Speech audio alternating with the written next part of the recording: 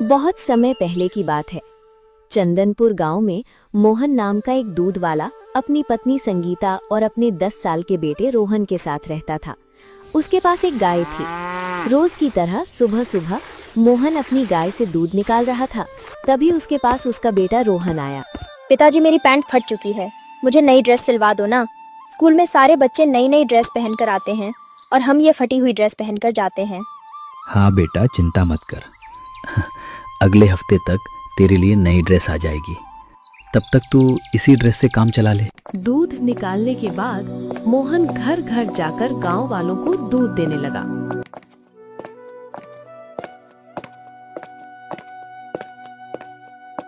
अरे मोहन, सुबह होते ही सबसे पहले हम सबको तुम्हारी याद आने लगती है। जब तक तुम्हारी गाय के दूध की चाय हम नहीं पीते, हमारे दिन की शुरुआत ही नहीं होती। आपका बहुत बहुत धन्यवाद शर्मा जी कि आप मेरे दूध की इतनी तारीफ करते हो। शर्मा जी, मैं आपसे एक छोटी सी प्रार्थना कर सकता हूँ? अरे प्रार्थना कैसी मोहन, बोलो क्या बात है, कोई तकलीफ है क्या? शर्मा जी, मुझे कुछ पैसों की जरूरत है।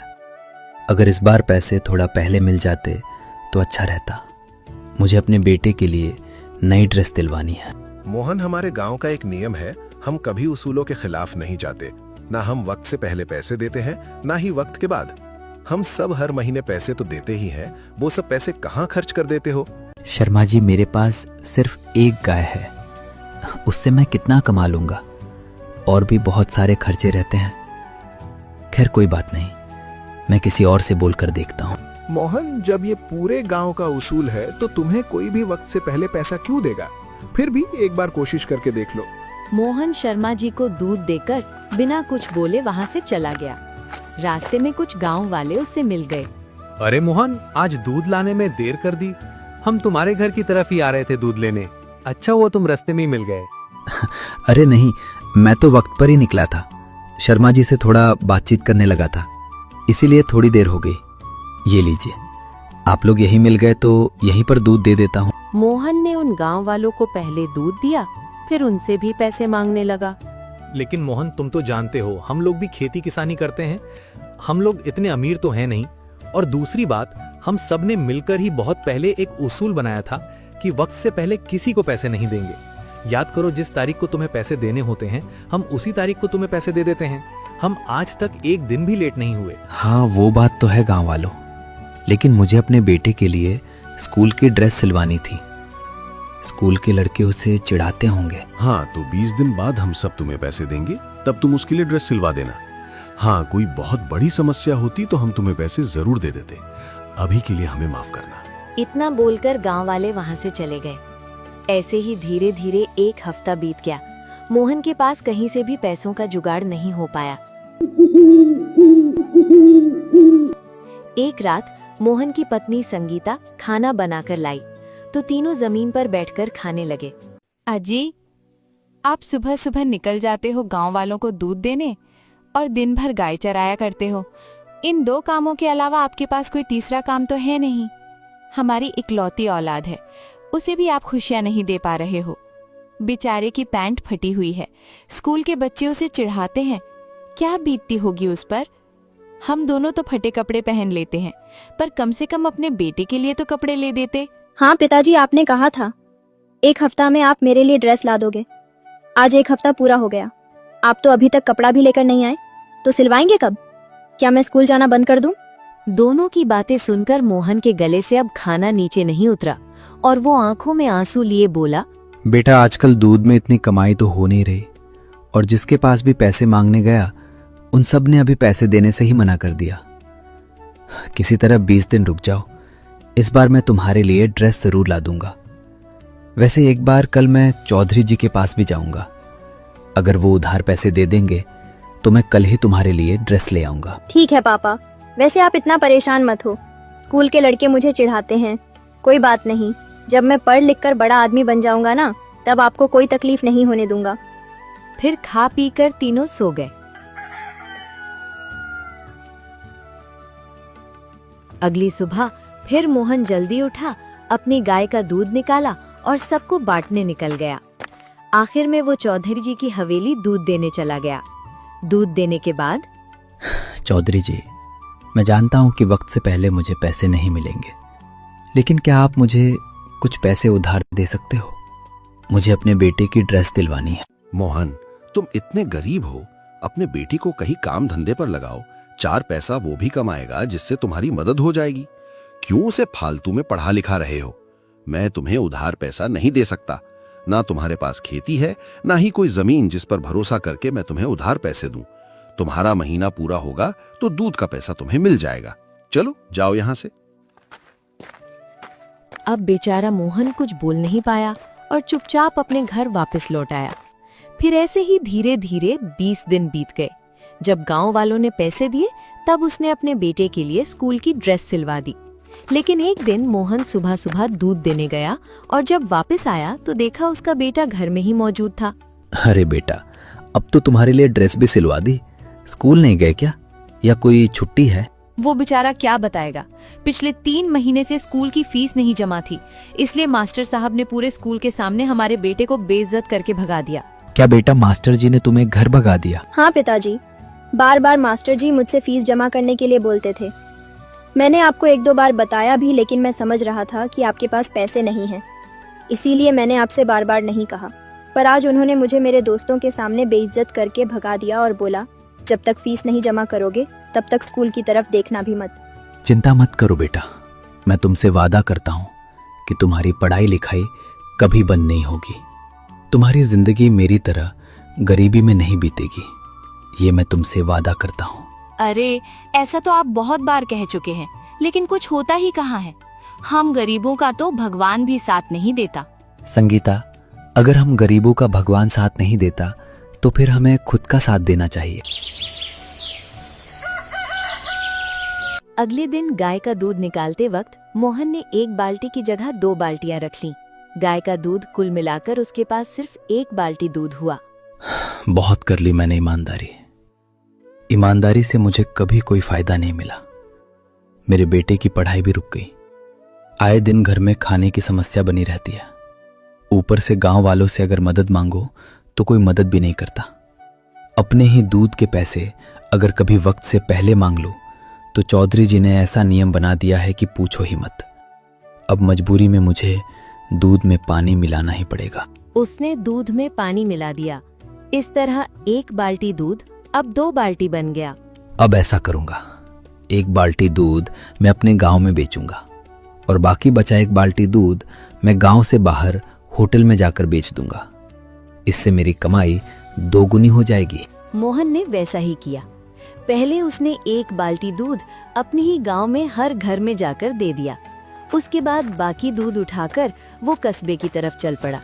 लेकिन रास्ते में उसे गांव का ही एक आदमी सुनील मिल गया। अरे मोहन भाई, ये दूध लेकर कहाँ जा रहे हो? अरे सुनील भाई, मेरी गाय अब ज्यादा दूध देने लगी है, इसलिए बाकी बचा दूध मैं पास के कस्बे में बेचने जा रहा हूँ। इतना बोलकर वो चुपचाप वहाँ से निकल गया और गांव से 10 किलोमीटर दूर एक छोटे से कस्बे में किसी होटल पर पहुँच गया। भाई साहब, मैं पास के ही गांव से आया हूँ। मेरे पास गाय का शुद्ध दूध है। आप तो कंपनी का दूध लेते होंगे, आप मुझसे दूध ले लीजिए। 2 रुपए कम दे देना, मेरा बहुत सारा दूध बच जाता है और पैसों की भी मुझे बहुत जरूरत है। अरे इससे अच्छी क्या बात होगी, तुमने सही कहा। मैं कंपनी वाला दूध इस्तेमाल करता हूँ। अगर मुझे एक किसान के हाथ का शुद्ध गाय का दूध मिल जाएगा और वो भी 2 रुपए कम, तो ये तो मेरे लिए फायदे का सौदा है। तुम्हारे पास जितना दूध है दे दो। मोहन खुश हो गया। उसने सारा दूध होटल वाले को दे दिया। होटल वाले ने तुरंत पैसे भी दे दिए। भाई, आप हर रोज 1 बाल्टी दूध पहुंचा दिया करिए, मैं आपको हर रोज पैसे दे दिया करूंगा, लेकिन आप समय से दूध जरूर पहुंचा दिया करिएगा। हाँ मालिक, मैं खुद आपको दूध दे जाऊंगा, वो भी बिल्कुल समय पर। अरे ये तो बहुत अच्छी बात हो गई। आप अपना नाम बता दीजिए, मैं आपका नाम लिख लेता हूँ और कंपनी वाले दूध को मना कर देता हूँ। मालिक, मेरा नाम मोहन है। पैसे लेकर खुशी खुशी वापस अपने घर आ गया। उसे खुश देखकर उसकी बीवी और बेटा भी बहुत खुश हुए और थोड़ा आश्चर्यचकित भी। क्या बात है, आज आप बड़े खुश लग रहे हैं और आने में भी देर कर दी आपने। हाँ संगीता, ये देखो पैसे। आज मैंने अपना थोड़ा दूध पास वाले कस्बे में एक होटल वाले को बेचा। उसने खुशी खुशी मेरा दूध ले लिया और मुझे पैसे दे दिए। लेकिन पिताजी, इतना दूध आया कहाँ से? हमारे पास तो सिर्फ एक गाय है जिसका दूध तो सिर्फ गांव वालों को ही पूरा हो पाता है। अरे बेटा, मैं गाय को अच्छा चारा खिलाता हूँ, इसलिए धीरे धीरे वो दूध ज्यादा देने लगी है। अब ज्यादा बहस मत करो, खाना लगाओ, मुझे भूख लगी है। और बेटा तू चिंता मत कर, होटल वाला मुझे हर रोज पैसा देता है।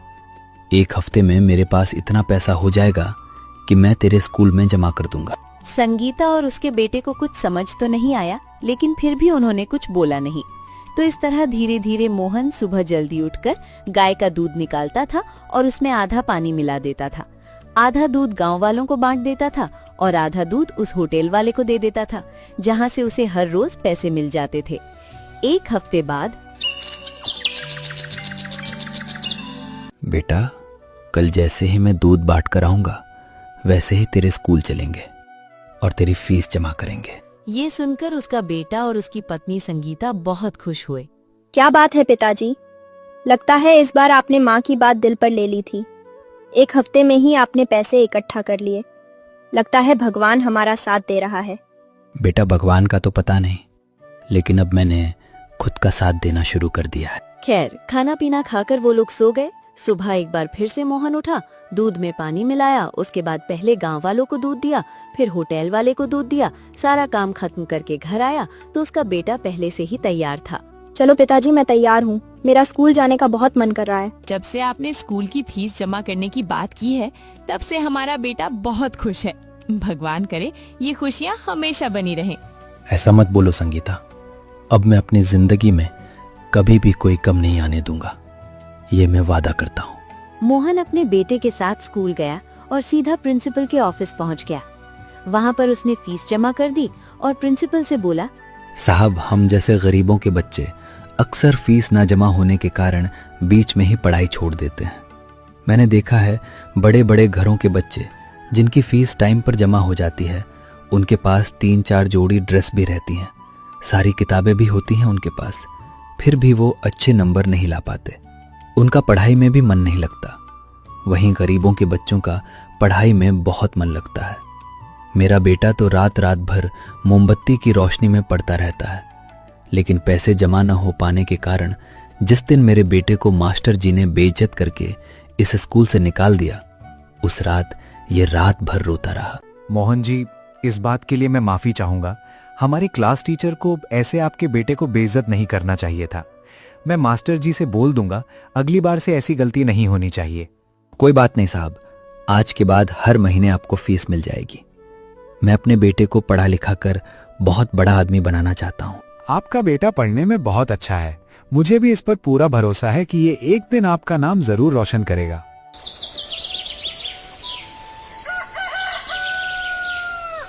तो उस दिन के बाद मोहन का बेटा हर रोज खुशी खुशी स्कूल जाने लगा। लेकिन एक रोज जब मोहन उस होटल वाले को दूध देकर अपने गांव वापस लौट रहा था, तो गांव पहुंचते ही कुछ गांव वालों ने उसे रोक लिया। चौधरी जी भी गांव वालों के साथ मौजूद थे। अरे गांव वालों, चौधरी जी, आप सब लोग एक साथ यहाँ कैसे? कहीं घूमने जा रहे हैं क्या? नहीं मोहन, हम सब चौधरी जी के साथ तुम्हारे घर ही आने वाले थे। अच्छा हुआ तुम रास्ते में ही मिल गए।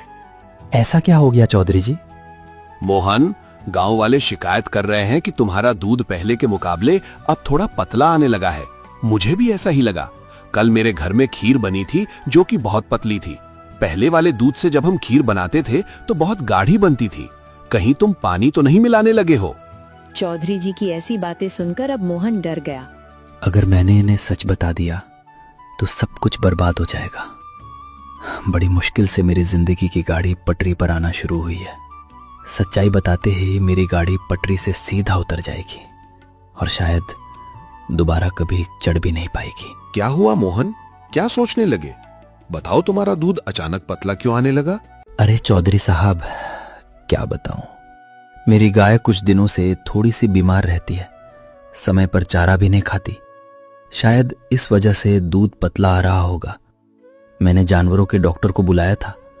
डॉक्टर साहब ने मेरी गाय का इलाज किया है, कुछ ही दिनों में ठीक हो जाएगी। अरे मोहन, तुम्हारी गाय बीमार थी तो हमें बताना चाहिए था। हम बेवजह तुम पर शक कर रहे थे। हाँ चौधरी जी, मोहन बहुत ही ईमानदार दूध वाला है। वही तो मैं सोचूं कि मोहन ऐसा कर ही नहीं सकता। और मैं तो इसके पिताजी को भी जानता हूँ, वो भी बहुत ईमानदार थे। ठीक है मोहन, अपनी गाय का ख्याल रखना। इतना बोलकर चौधरी और बाकी गांव वाले वहां से चले गए। इधर मोहन भी अपने घर की तरफ लौटने लगा। आज तो बाल बाल बच गया, लेकिन ये झूठ बोलकर और गाय का बहाना बनाकर मैं कब तक गांव वालों से बचता रहूंगा, कुछ समझ नहीं आ रहा। तब तक मोहन घर आ गया, खाना पीना खाया और आराम करने लगा। फिर थोड़ी ही देर में वो गाय को चराने खेतों की तरफ निकल पड़ा। खेतों के बगल में एक जंगल था। बड़ी मुश्किल से मेरे बेटे की पढ़ाई शुरू हुई है। पहले से 2 गुना पैसा भी आने लगा है। होटल वालों ने तो कोई शिकायत नहीं की, क्योंकि कंपनी के दूध से अच्छा तो मेरा पानी वाला दूध होता ही है। लेकिन गांव वालों का क्या करूं? यही सब सोचते सोचते मोहन जंगल के अंदर पहुंच गया। वहां पर उसे एक ऐसा पौधा दिखाई दिया जिसकी पत्तियों से सफेद गाढ़ा गाढ़ा दूध जैसा कुछ निकल रहा था। ये कैसा पौधा है? इसका रस तो बिल्कुल दूध जैसा है और बहुत गाढ़ा भी है। क्यों ना मैं इसे अपने दूध में मिला दूं, ताकि मेरा दूध फिर से गाढ़ा हो जाए। पहले इस पौधे के रस का मैं खुद इस्तेमाल करके देखता हूं, कहीं किसी को नुकसान ना हो जाए। मोहन ने उस पौधे से कुछ पत्ते तोड़े और रस को अपनी जीभ से चखने लगा। अरे वाह, इसका स्वाद तो बहुत मीठा है।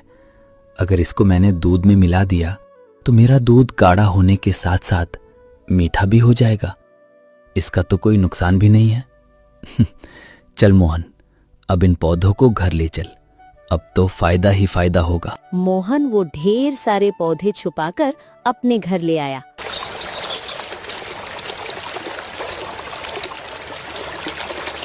और सुबह होते ही उनका रस दोनों बाल्टियों में मिला दिया।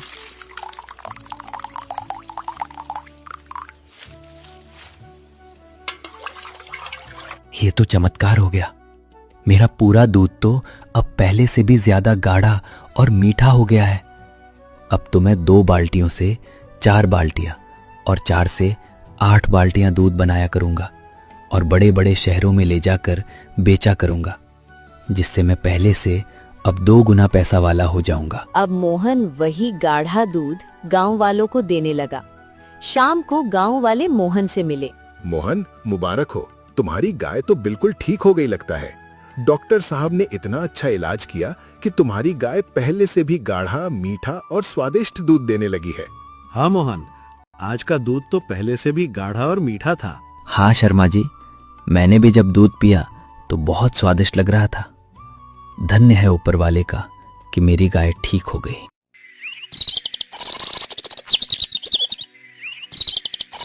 लेकिन अगले दिन दोपहर कुछ ऐसा हुआ जिसका अंदाजा शायद मोहन को भी नहीं था।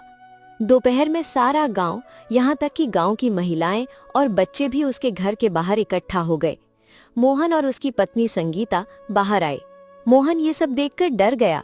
अरे चौधरी जी, गांव वालों, अब मैंने क्या कर दिया? आप सारे लोग इकट्ठा मेरे घर के सामने। अरे भैया, चौधरी जी से क्या पूछ रहे हो? मैं बताती हूँ। आज के बाद हमें 2 गुना दूध चाहिए। तुम्हारा दूध अब इतना स्वादिष्ट हो गया है कि बिना दूध के अब हम रह ही नहीं सकते। ये सुनकर मोहन की जान में जान आई। लेकिन बहन जी, मेरे पास सिर्फ एक ही गाय है, अब मैं और दूध कहाँ से लेकर आऊं? देखो मोहन, दूध तो हमें चाहिए ही, वो भी पहले से 3 या 4 गुना। इसके लिए अब चाहे तुम कुछ भी करो। इतने दिनों से दूध बेच रहे हो, 1 गाय से 2 गाय नहीं कर पाए। ऐसा करो, हम सब गांव वाले मिलकर तुम्हें पैसे दे रहे हैं, जाओ 1 गाय और खरीद कर लाओ। ये सुनकर मोहन और उसकी पत्नी दोनों दंग रह गए। पूरे गांव ने मिलकर तुरंत मोहन को ढेर सारे पैसे दिए और वहां से चले गए। पैसे लेकर मोहन और संगीता घर के अंदर आ गए। इन गांव वालों को अचानक क्या हो गया? अभी तक तो ये वक्त से पहले या वक्त के बाद कभी 1 रुपया भी नहीं देते थे, और आज आपको गाय खरीदने के लिए इतने सारे पैसे देकर चले गए। इतना पसंद आ गया इन लोगों को आपका दूध, और वो भी अचानक। संगीता, मुझे भी कुछ समझ में नहीं आ रहा है। ठीक है, मैं पैसे लेकर बाजार जाता हूँ, देखता हूँ एक गाय मिल जाए तो अच्छा रहेगा। मोहन तुरंत जानवरों के बाजार गया और वहीं से एक गाय लेकर आ गया। लेकिन जब से मैंने उस पौधे का गाढ़ा रस दूध में मिलाया है, तब से ही इन गांव वालों को मेरा दूध पसंद आने लगा है। अब मैं बिना वो रस डाले गांव वालों को दूध बेचूंगा ही नहीं। तो अब गांव वाले मोहन से पहले से 2 गुना दूध लेने लगे। धीरे धीरे मोहन के दूध की चर्चा आसपास के बहुत सारे गांवों में होने लगी। अगले दिन दूसरे गांवों के लोग भी मोहन के घर पहुंच गए। अरे मोहन, तुम्हारे दूध की चर्चा तो दूर दूर तक हो गई है। ऐसा करना, मेरे गांव में और मेरे पास वाले गांव में कल से हर घर में दूध दे जाना। पुराने दूध वाले को हमने मना कर दिया है। संगीता और उसका बेटा ये सब देखकर बहुत हैरान हो रहे थे, लेकिन मोहन मन ही मन बहुत खुश हो रहा था। तो इस तरह अब मोहन 4-5 गांवों में पानी और उसी पौधे का रस मिलाकर दूध बेचने लगा। कुछ ही महीनों में मोहन ने अपना अच्छा घर बनवा लिया, बेटे को अच्छे अच्छे कपड़े पहनाने लगा और एक बड़ा सा तबेला भी खोल लिया, जिसमें कम से कम 4-5 गायें थी। लेकिन पूरे दूध में अभी भी वो पानी और उस पौधे का रस मिलाता था। एक रात अपने आलीशान घर में मोहन अपनी पत्नी और बेटे के साथ बैठकर जब खाना खा रहा था, तभी उसका बेटा बोला, पिताजी, कुछ ही महीनों में हमारी तो जिंदगी ही बदल गई। मुझे तो यह सब सपना लग रहा है। बेटा, ये सपना नहीं है। हमारे आसपास के सभी दूध वाले गांव छोड़कर शहर भाग गए हैं। सब गांव वालों को मेरा दूध इतना पसंद आ रहा है कि वो सब अब मुझसे ही दूध खरीदते हैं। बस यही मेरी तरक्की का कारण है। लेकिन इधर धीरे धीरे गांव वाले बीमार पड़ने लगे।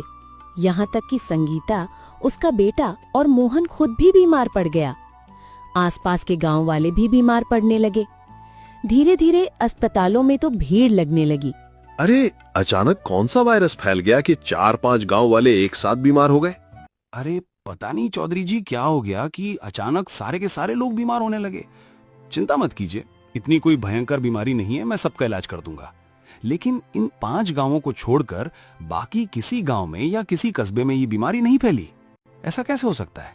ये तो मेरी भी समझ में नहीं आ रहा डॉक्टर साहब। फिलहाल हमारा इलाज कीजिए और हमें ठीक कीजिए, ये सब बाद में सोचेंगे। तब तक वहाँ पर मोहन अपनी पत्नी और बेटे को लेकर आ जाता है और डॉक्टर साहब से कहता है, डॉक्टर साहब, मेरे बेटे और बीवी को जल्दी देखिए। इन दोनों की हालत तो कुछ ज्यादा ही खराब लग रही है। मेरा इलाज आप भले ही बाद में करना, पहले इन्हें ठीक कर दीजिए। अरे मैंने कहा ना, इतनी भयंकर बीमारी नहीं है, सब लोग ठीक हो जाएंगे। तो इस तरह धीरे धीरे सारे लोग ठीक तो हो गए, लेकिन कुछ दिनों बाद फिर से बीमार पड़ने लगे। अब गांव वालों को थोड़ा थोड़ा शक मोहन पर होने लगा। चौधरी ने मोहन के परिवार को छोड़कर बाकी लोगों को अपनी हवेली पर बुलाया। गांव वालों, आप लोगों ने ध्यान दिया, अचानक कुछ ही महीनों में मोहन कितना अमीर बन गया। पहले इसके पास अपने बेटे के लिए कपड़े खरीदने तक के भी पैसे नहीं रहते थे, और आज देखो इतना बड़ा बंगला है, पूरा तबेला खोल लिया इसने। जरूर इसने कोई झोल किया है, क्योंकि जिस जिस गांव में मोहन दूध देता है, सिर्फ उसी गांव के लोग बीमार हो रहे हैं, बाकी के गांव वालों को कुछ नहीं हुआ। और डॉक्टर साहब ने भी बताया था। अरे हाँ चौधरी जी, ये तो मैंने ध्यान ही नहीं दिया। लेकिन अब पता कैसे चलेगा कि ये सब मोहन की वजह से हुआ है? ऐसे तो हम मोहन पर कोई इल्जाम लगा नहीं सकते। चौधरी जी, मैं उस दूध की जांच कराऊंगा, फिर दूध का दूध और पानी का पानी हो जाएगा। शर्मा जी ने वैसा ही किया। उसने डॉक्टर साहब के साथ मिलकर उस दूध की जांच करवाई। अगले दिन रिपोर्ट लेकर डॉक्टर चौधरी की हवेली पहुंचा। चौधरी ने मोहन के परिवार सहित पूरे गांव को इकट्ठा कर लिया। मोहन, हमें तुमसे ये उम्मीद नहीं थी। डॉक्टर साहब बताइए, मोहन के दूध की रिपोर्ट में क्या निकला है? चौधरी जी, इस दूध में एक ऐसा रसायन पाया गया है जो अगर एक बार किसी के शरीर में चला जाए तो वो उस रसायन का आदी हो जाता है, उसे उस रसायन की लत पड़ जाती है। इसी वजह से आप सबको मोहन की दूध की लत पड़ गई थी। लेकिन अगर वो रसायन हर रोज किसी के शरीर में जाता रहता है तो कुछ ही महीनों में धीरे धीरे उससे बहुत सारी बीमारियां होने लगती हैं। अब अचानक मोहन डर गया। उसके चेहरे से पसीना टपकने लगा। तो अब समझ में आया कि अचानक हमें मोहन के दूध की इतनी लत क्यों पड़ गई, और सिर्फ हमें ही नहीं, आसपास के सभी गांव वालों को भी मोहन के दूध की लत पड़ गई थी। इसीलिए तो कुछ ही महीनों में ये इतना अमीर बन गया। चौधरी जी, इसने हमारी जान के साथ खिलवाड़ किया है। तुरंत पुलिस को बुलाइए, हमारे पास सबूत भी है, इसको जेल में डलवा दो। जैसे ही गांव वाले ने मोहन को जेल में डालने की बात कही, वैसे ही मोहन का बेटा रोते हुए बोला, नहीं नहीं, आप लोग मेरे पापा के साथ ऐसा मत कीजिए। पापा, क्या सच में आपने ऐसा किया है? अब मोहन के पास सच बोलने के अलावा कोई दूसरा रास्ता नहीं था, इसलिए उसने पूरी कहानी गांव वालों को बता दी। लेकिन गांव वालों, मुझे ये नहीं पता था कि उस पौधे का रस दूध में मिलाने से इंसान बीमार पड़ सकता है। सबसे पहले मैंने ही उस रस को चखा था, उसके बाद ही उसे दूध में मिलाना शुरू किया। आप लोग ही सोचिए, अगर मुझे पता होता कि वो रस नुकसान करेगा तो मैं अपने परिवार को वो दूध क्यों पिलाता। मोहन, चलो ये बात मान लेते हैं कि तुम्हें नहीं पता था कि उस पौधे के रस में बीमारी फैलाने वाला रसायन है, लेकिन तुमने ये सब आखिर किया क्यों? तुम्हारे पिता की ईमानदारी की लोग मिसालें दिया करते थे और तुम भी बहुत ईमानदार थे। इतना ईमानदार दूध वाला अचानक लालची दूध वाला कैसे बन गया? मैं अपनी जिंदगी से हार चुका था चौधरी जी।